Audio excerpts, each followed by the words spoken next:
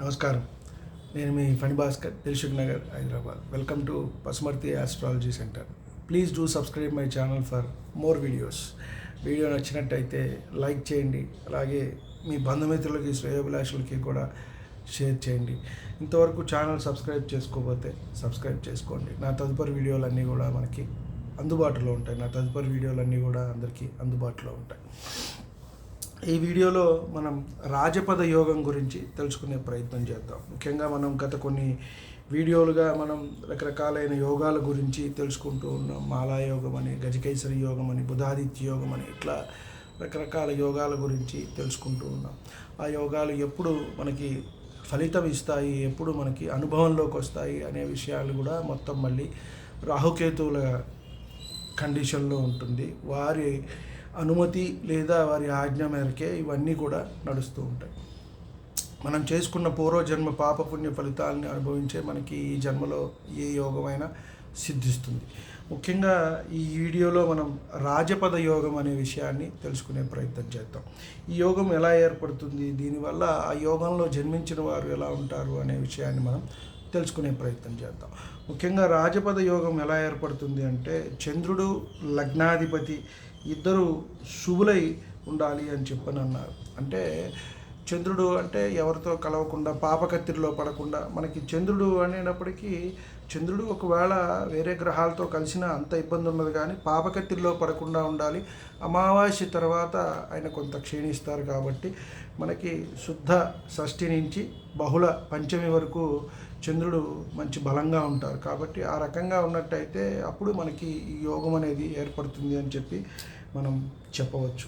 అలాగే వీరిద్దరూ నైసర్గిక శుభుడై ఉండవలను అని చెప్పని కూడా మనకి చెప్పారు. పూర్ణ చంద్రుడై ఉండాలి. చంద్రుడేమో పూర్ణ చంద్రుడు అంటే పౌర్ణమి, ఇందాక మనం చెప్పుకున్న కాన్సెప్టే. అంటే శుద్ధ షష్ఠి నుంచి బహుళ పంచం వరకు ఉంటే కనుక చంద్రుడు మంచి బలంగా ఉంటారు. అలాగే లగ్నాధిపతి నైసర్గిక శుభుడై ఉండాలి అన్నారు. నైసర్గిక శుభగ్రహాలు అంటే బుధ, గురు, శుక్ర. అంటే ఇక్కడ మనం తీసుకుంటే మిథున కన్యలకే అవకాశం ఉంది, అలాగే వృషభ తులలకు అవకాశం ఉంది, అలాగే ధనుర్మీనాలకి అవకాశం ఉంది. ఇక్కడ చంద్రుడు కర్కాటక లగ్నం కూడా తీసుకోవచ్చు. పూర్ణ శుభుడు అయితే కనుక, ఒకవేళ లగ్నాధిపతి చంద్రాధిపతి ఆయనే అయ్యారనుకోండి, పూర్ణ చంద్రుడు అయ్యాడనుకోండి, అప్పుడు మనము లగ్నము చంద్రుడు ఎక్కడైనా ఉండొచ్చు. లగ్నం కర్కాటక లగ్నం అయినా కూడా ఏర్పడటానికి అవకాశం ఉంటుంది పూర్ణ చంద్రుడు అయితే కనుక. కాబట్టి ఇలాంటి యోగం అనేది అప్పుడే కలుగుతుంది అని చెప్పారు. చంద్రుడు లగ్నాధిపతి ఇద్దరు శుభులై వర్గోత్తమాన్ని పొంది, ఇక్కడ మనకి ఇద్దరు శుభులవటమే కాకుండా వర్గోత్తమం చెందాలి అన్నారు.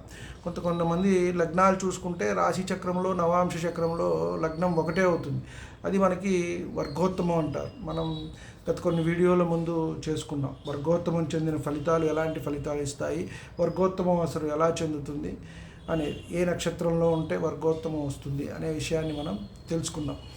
అలాగే మనం నవాంశ చక్రం చెప్పుకునేటప్పుడు కూడా చెప్పుకున్నాం, ఎలా వేసుకోవాలి ఏమిటి ఆయా పాదాల్లో గ్రహాలు ఉన్నప్పుడు అని.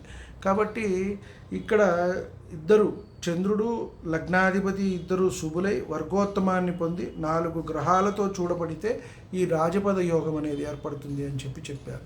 4 గ్రహాలతో చూడాలి అన్నారు. కాబట్టి ఇక్కడ ప్రత్యేకమైన దృష్ట్యా లేకపోతే సామాన్య దృష్టి అనేది మనకి మెన్షన్ చేయలేదు. కాబట్టి విశేషమైన దృష్టి అయినా ఇక్కడ పర్వాలేదు. గురువుకున్న 5, 9, కుజుడికున్న 4, 8, మనకి ఇలా 4 గ్రహాలతో చూడబడితే వారు రాజపద యోగం వస్తుంది అన్న. కాబట్టి శని 3, 10 అయినా పర్వాలేదు, మిగతా గ్రహాలకి సామాన్యమైన దృష్టి అయినా పర్వాలేదు. కాబట్టి సామాన్యమైన దృష్టి అయినా పర్వాలేదు, విశేషమైన దృష్టి అయినా పర్వాలేదు, 4 గ్రహాలతో చూడాలి. చూసినప్పుడు మాత్రమే ఈ యోగం అనేది ఉంటుంది అని చెప్పారు. కాబట్టి చంద్రుడు లగ్నాధిపతి ఇద్దరు శుభులై ముందు వాళ్ళిద్దరూ శుభంగా ఉండాలి. చంద్రుడు శుద్ధ షష్ఠి నుంచి బహుళ పంచం వరకు ఉండటం ఒకటి. లగ్నాధిపతి కూడా శుభులై ఉండాలి. ఇక్కడ మనం అంటే ఇక్కడ మేషం, వృశ్చికము, మకరం, కుంభము నలిఫై అయిపోతాయి. సింహాన్ని కన్సిడర్ చేయటమా చేయకపోవటమా అనేది తీసుకోవాలి. రాజు ఎందుకంటే నవగ్రహాలకి రాజు కాబట్టి రవిని కూడా తీసుకోవాలి. కానీ కొంతమంది పాపగ్రహం రవి శుభగ్రహం కాదు అని చెప్పని ఇక్కడ వాదన కూడా ఉంది. కాబట్టి దాన్ని తీసేస్తే మనకి మిథున కన్యలు, వృషభ తులలు, ధనుర్మీనాలు ఉన్నాయి. కాబట్టి ఇక్కడ మనకి సరిపోతుంది. ఈ 4 గ్రహాలతో చూడబడితే రాజపద యోగము అని చెప్పని అన్నారు. ఈ యోగంలో పుట్టిన వాళ్ళు మంచి అధికారాన్ని ఇప్పుడు తీసుకున్నట్టయితే మనము మంత్రులు, ప్రధానమంత్రులు, ముఖ్యమంత్రులు ఇలాంటి యోగం అనేది వీరికి సిద్ధిస్తుంది. అలా కొంతమంది గ్రామాధిపతులుగా కూడా ఉంటారు. సర్పంచులుగా చేయటం, కోశాధికారులు, గ్రామాధికారులుగా ఉండటము, సర్పంచులుగా చేయటము, అలాగే మండలాధ్యక్షులు, ఇలా అన్నీ కూడా యోగాలు అనేవి వీరికి వస్తూ ఉంటాయి. అలాగే రాజులకి కొంతమంది సన్నిహితంగా కూడా ఉంటారు. కొంతమందికి యోగాలు అనేవి ఉంటాయి కానీ వారికి ఆ అవకాశం అనేది రాకపోవచ్చు. ఎందువల్ల అంటే వేదాధ్యయనం అనేది కొంతమంది చేస్తూ ఉంటారు, అందరికీ రాదు.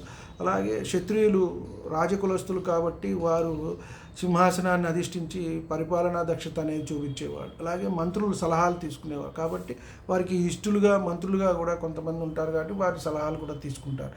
ఈ విధంగా మనకి కొంతమందికి ఇలా యోగాలు అనేవి ఏర్పడుతూ ఉంటాయి. కాబట్టి వీటి వల్ల మంచి జరుగుతుంది, మంచి బలవంతులుగా ఉంటారు మంత్రులు, ప్రధానులు, గ్రామాధికారులు, సర్పంచులు. ఇట్లా విశేషమైన అధికారాన్ని అనేది వీళ్ళు పొంది వారి కింద నలుగురికి సహాయ సహకారాలు అనేవి చేస్తూ ఉంటారు. నమస్కారం.